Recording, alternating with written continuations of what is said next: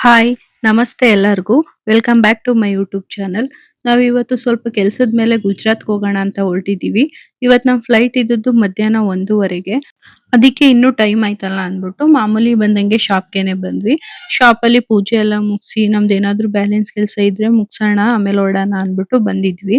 ನಾವು ಫ್ಲೈಟ್ ಟಿಕೆಟ್‌ನ ಈ ಕಡೆಯಿಂದ ಅಷ್ಟೇ ಬುಕ್ ಮಾಡ್ಕೊಂಡಿದ್ವಿ. ಆ ಕಡೆ ಯಾವತ್ತು ಬರೋದು ಅಂತ ಇನ್ನೂ ಪ್ಲಾನ್ ಇರ್ಲಿಲ್ಲ.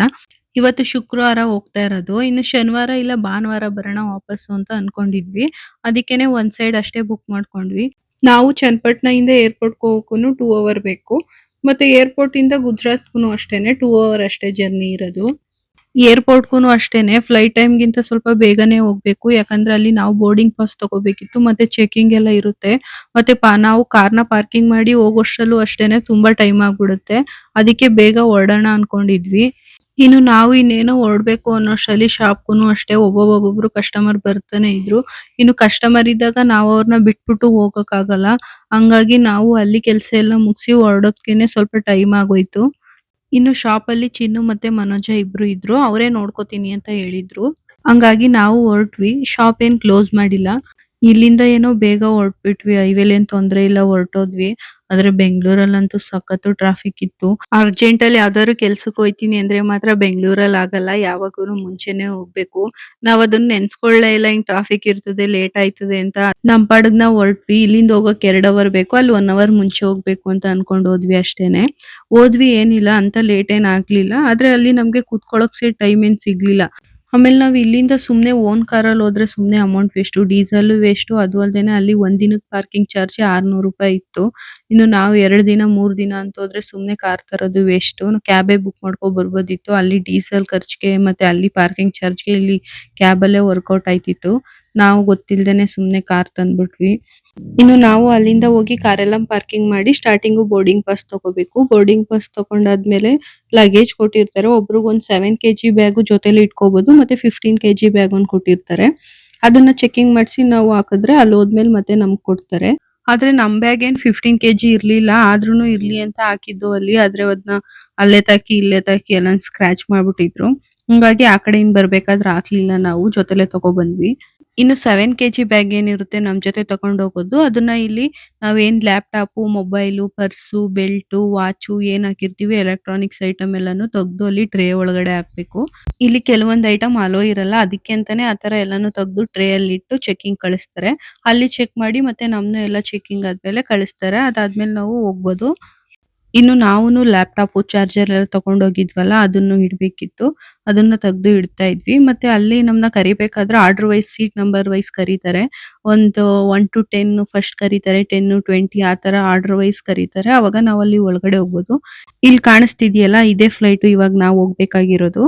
ಇನ್ನು ಒಂದ್ಸರಿ ಬೋರ್ಡಿಂಗ್ ಪಾಸ್ ತಗೊಳ್ಳೋ ತನಕ ಅಷ್ಟೇನೆ. ಆಮೇಲೆ ಏನ್ ಟಿಕೆಟ್ ಅವಶ್ಯಕತೆ ಇರಲ್ಲ. ಎಲ್ಲೇ ಆದ್ರೂನು ಎಂಟ್ರಿಗೆಲ್ಲ ಬೋರ್ಡಿಂಗ್ ಪಾಸ್‌ನೇ ಕೇಳೋದು.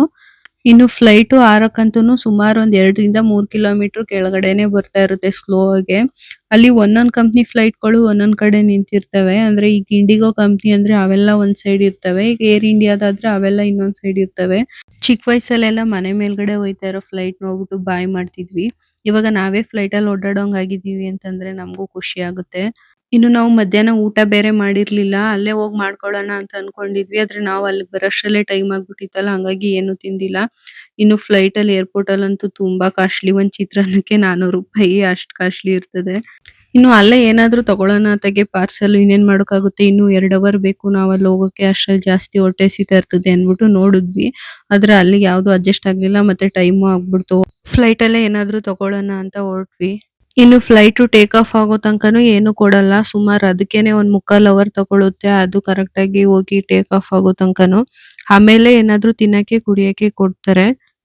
ಇನ್ನು ಫ್ಲೈಟು ಭೂಮಿಯಿಂದ ಮೇಲ್ ಹೋಗ್ಬೇಕಾದ್ರಂತೂ ಹೊಟ್ಟೆ ತಲೆ ಎಲ್ಲ ಒಂಥರ ಆಯ್ತಾ ಇರ್ತದೆ. ತಲೆ ಎಲ್ಲ ಸುತ್ತ ಬರ್ತಾ ಇರ್ತದೆ. ಅಂದ್ರೆ ಒಬ್ಬೊಬ್ರು ಪೈಲಟ್ ಮೇಲೆ ಡಿಪೆಂಡು. ಇವಾಗ ನಮ್ಗೆ ಈ ಕಡೆಯಿಂದ ಹೋಗ್ಬೇಕಾದ್ರೆ ಆ ತರ ಜಾಸ್ತಿನೇ ಫೀಲ್ ಆಯ್ತು ತಲೆ ಸುತ್ತೋ ತರ. ಆದ್ರೆ ನಾವ್ ಆ ಕಡೆಯಿಂದ ಬರ್ಬೇಕಾದ್ರೆ ಅವ್ರ ಪೈಲಟ್ ಯಾವ ತರ ಹತ್ತಿಸಿದ್ರು ಇಳಿಸಿದ್ರು ಅಂತಾನೆ ಫೀಲ್ ಬರ್ಲಿಲ್ಲ. ಇನ್ನು ನಾವಂತೂ ಹೊಟ್ಟೆ ಹಸ್ವಿಗೆ ಎಷ್ಟೊತ್ತಿಗೆ ಊಟ ಕೊಡ್ತಾರೆ ಅಂತ ಕಾಯ್ತಾ ಇದ್ವು. ಆಮೇಲೆ ಸದ್ಯಕ್ಕೆ ತಗೊಂಡ್ವಿ. ಅವರು ರೆಡಿಮೇಡ್ ಚಿಕನ್ ಬಿರಿಯಾನಿ ಕೊಟ್ಟಿದ್ರು. ಅಂದ್ರೆ ಅಕ್ಕಿಗೆನೆ ಮಸಾಲೆ ಪೌಡರ್ ಇರುತ್ತೆ. ಅದಕ್ಕೆ ಬಿಸಿನೀರ್ ಹಾಕಿ ಕೊಟ್ಟಿದ್ರು.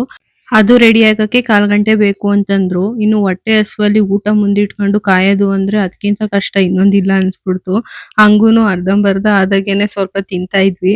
ಟೇಸ್ಟ್ ಏನೋ ಚೆನ್ನಾಗಿತ್ತು. ಆದ್ರೆ ನಾವ್ ಇನ್ನೂ ಒಂದ್ 10 ಮಿನಿಟ್ಸ್ ವೇಟ್ ಮಾಡ್ಬೇಕಿತ್ತು. ವೇಟ್ ಮಾಡಿದ್ರೆ ಸರಿ ಹೋಗೋದು. ಆ ಬೌಲಲ್ಲಿ ಫುಲ್ ಆಗೋ ತನಕ ವೇಟ್ ಮಾಡ್ಬೇಕು. ಆದ್ರೆ ನಾವ್ ಒಂದ್ ಮುಕ್ಕಾಲ್ ಆಗೋಷ್ಟ್ರಲ್ಲೇನೆ ಅದನ್ನ ತಿನ್ಕೋಬಿಟ್ವಿ. ಇನ್ನು ಏನಾದ್ರೂ ಊಟ ಏನಾದ್ರೂ ತಕೊಂಡ್ರೆ ಅವ್ರಿಗೆ ಕಾಂಪ್ಲಿಮೆಂಟರಿ ಅಂದ್ಬಿಟ್ಟು ಜ್ಯೂಸು, ಕಾಫಿ, ಟೀ ಎಲ್ಲ ಫ್ರೀ ಇರುತ್ತಂತೆ. ನಾವು ಸದ್ಯಕ್ಕೆ ಏನು ತಗೊಂಡ್ಲಿಲ್ಲ. ಬರೀ ಚಿಕನ್ ಬಿರಿಯಾನಿ ಒಂದ್ ತಗೊಂಡ್ ತಿಂದ್ವಿ ಅಷ್ಟೇನೆ. ಇನ್ನು ಫ್ಲೈಟ್ ಮೇಲೆ ಹೋಗ್ತಾ ಇದ್ದಂಗೆನೆ ಆಕಾಶದಲ್ಲಿ ನಾವೆಲ್ಲೋ ಸ್ವರ್ಗನೇ ನಮ್ ಕಾಲ್ ಕೆಳಗಿದದೇನೋ ಅನ್ನೋ ತರ ಫೀಲ್ ಇತ್ತು. ಆ ತರ ವೆದರ್ ಇತ್ತು. ತುಂಬಾ ಚೆನ್ನಾಗಿತ್ತು ವ್ಯೂ ಪಾಯಿಂಟ್ ಅಂತೂ. ನಮ್ಗೇನಾಗಿತ್ತು ಅಂದ್ರೆ ಈ ಸರಿ ನಾನ್ ಬುಕ್ ಮಾಡಿದ್ದ ಸೀಟಲ್ಲಿ ರೆಕ್ಕೆ ಏನೈತೆ ಕರೆಕ್ಟ್ ಆಗಿ ಅದೇ ನೇರಕ್ಕಿತ್ತು ನಮ್ ಸೀಟು. ಹಂಗಾಗಿ ಸರಿಯಾಗಿ ಆ ಕಡೆ ಎಲ್ಲ ಏನು ಕಾಣಿಸ್ತಿರ್ಲಿಲ್ಲ. ವಿಡಿಯೋನು ಮಾಡಕ್ ಆಗ್ತಿರ್ಲಿಲ್ಲ.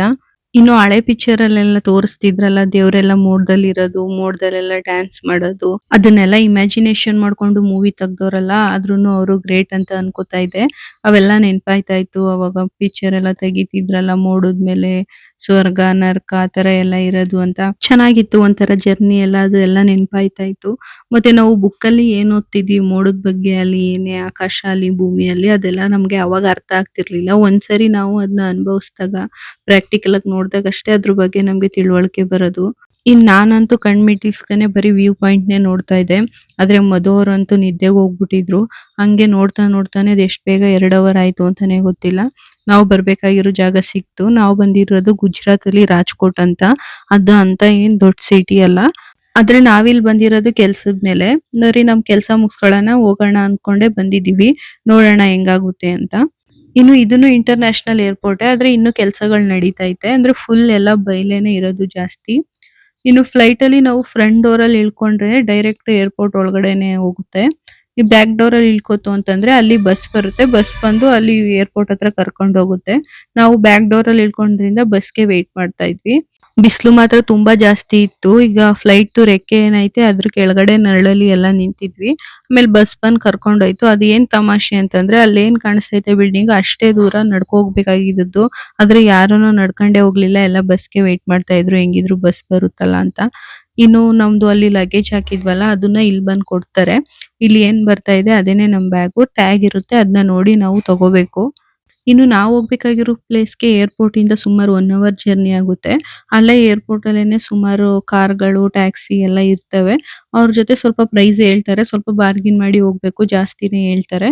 ಹಂಗಾಗಿ ನಾವುನು ಒಂದ್ ಕಾರ್ ಮಾಡ್ಕೊಂಡು ಹೋಗ್ತಾ ಇದೀವಿ. ಇನ್ನು ನಾವು ಹೋಗಿದ್ದಿದ್ ಏರಿಯಾದಲ್ಲಂತೂ ಬಿಲ್ಡಿಂಗ್‌ಗಳೇ ಇರ್ಲಿಲ್ಲ. ಊರುಗಳು ಕಡಿಮೆ, ಸಿಟಿನೂ ಇಲ್ಲ. ಬರೀ ಈ ತರ ಬೈಲು ಅಷ್ಟೇನೆ. ಬರೀ ಕಲ್ಲು, ಮಣ್ಣು ಆ ತರ ಅಂತ ಇಂಪ್ರೂವ್‌ನು ಆಗ್ಲಿಲ್ಲ ಒಂದ್ ಸ್ವಲ್ಪನೂನು. ಇನ್ನು ನಾವ್ಯಾಕ್ ಇಲ್ಲಿ ಬಂದಿದೀವಿ ಅಂತಂದ್ರೆ ಈಗ ಕಮೋಡ್ಸು, ವಾಶ್ ಬೇಷನ್ನು ಮತ್ತೆ ಟೈಲ್ಸು ಎಲ್ಲ ಇರುತ್ತಲ್ಲ ಅದೆಲ್ಲ ಮ್ಯಾನುಫ್ಯಾಕ್ಚರಿಂಗ್ ಮಾಡೋದು ಇಲ್ಲೇನೆ. ಅಂದ್ರೆ ಇಲ್ಲಿ ಭೂಮಿ ಇರೋದೇ ಅದೇ ತರ ಕಲ್ಗಳು. ಆ ಕಲ್ಲಿಂದನೇ ಇಲ್ಲಿ ಪೌಡರ್ ಎಲ್ಲ ಮಾಡಿ ಫ್ಯಾಕ್ಟರಿಗಳು ಜಾಸ್ತಿ ಇಲ್ಲೇ ಇರೋದು.